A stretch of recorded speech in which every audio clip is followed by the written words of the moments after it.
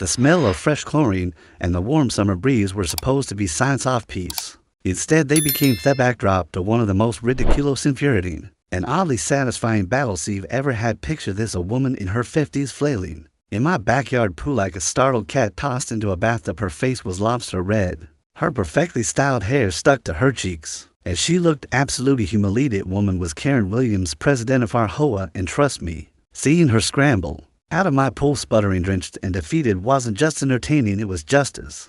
But to understand why it felt so damn good, let me take you back to how we got here 2 years ago. I bought a quiet suburban house at the edge of a gated community. Nothing fancy, just a peaceful place with a backyard big enough for a dream I've been saving for a private pool. After years of slogging through a high-pressure job, this was my reward. I worked overtime, skipped vacations, and finally had the cash to turn Theplinard into an oasis, a pool with mood lighting, bamboo screens for privacy, a lounge area, and soft music echoing through hidden speakers. It was my sanctuary. Then came Karen. I'd heard whispers about her before, how she liked to run things in the neighborhood, how no decision escaped her say, so still I paid me HOA dues and kept to myself. I wasn't looking for conflict. The first time she appeared, I came home early from work and found a towel draped over one of my loungers. Karen was floating lazily in my pool, like she owned it. No warning, no invitation, just casually trespassing on me property.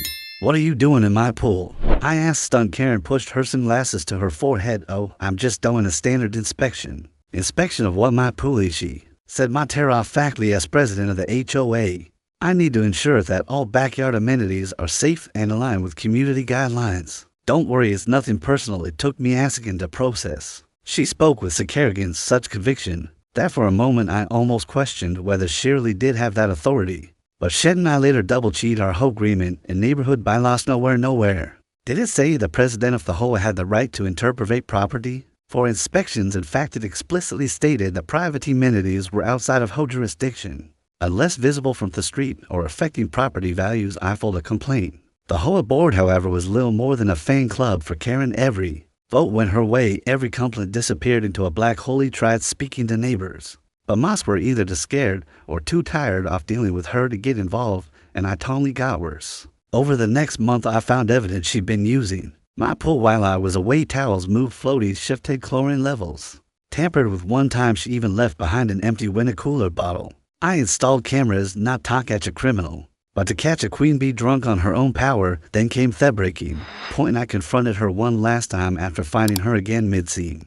"You can just walk into someone's backyard and use their pool," she smiled. "I can, when it's for the community safety. That's not how any of this works. This is private property." Her smirk didn't fade. "If you want to challenge me, go ahead, but I've been doing this longer than you live it here." I realized I wasn't going to win this battle through traditional means. I had to beat her at her own game without breaking a single rule. So I came up with a plan. I upgraded my pool with smart home integrations, remote heating, sensor-based alerts, and high-res cameras linked to my phone. But the real trick is started keeping the pool heated. The ridiculous 98 during work hours. You might think that sounds pleasant, but when it's already 90 Fahrenheit outside, 98 in the water turns the pool into a boiling bathtub. Anyone jumping in expecting relief gets discomfort instead. Then I waited. It didn't take long. One Tuesday around 1:45 p.m. and I got a motion alert on my phone. I pulled up the camera feed.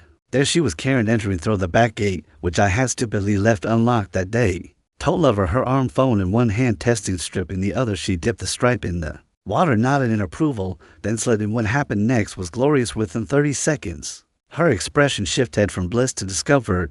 She splashed a little, clearly trying to adjust. Then she stood up, visibly flushed and disoriented. The heat was getting to her. She tried to play it cool, reclining on a floaty, but after another minute, she scrambled out like she just realized it'd been poaching herself. I watched the whole thing from my office. She stumbled to grab her towel, slip it slightly on the wet deck, cursed under her breath, and stormed off, but not before glaring directly at one of my cameras. She knew, and she hated it. The next day, I received a formal HOA notice claiming I had violated the shared amenity accessibility standards. That would have been funny if it weren't infuriating, so I replied with timestamp security footage and an annotated copy of the HOA bylaws. I CC'd every homeowner in the street within hours. I had 3 supportive messages, then 10, then somebody started a group chat. Turns out Karen had been doing similar inspections for years, using other people's grills, fire pits, and even trampolines to check for safety. I organized a community meeting for the first time in 6 years. Karen was outvoted and removed as president. Now my pool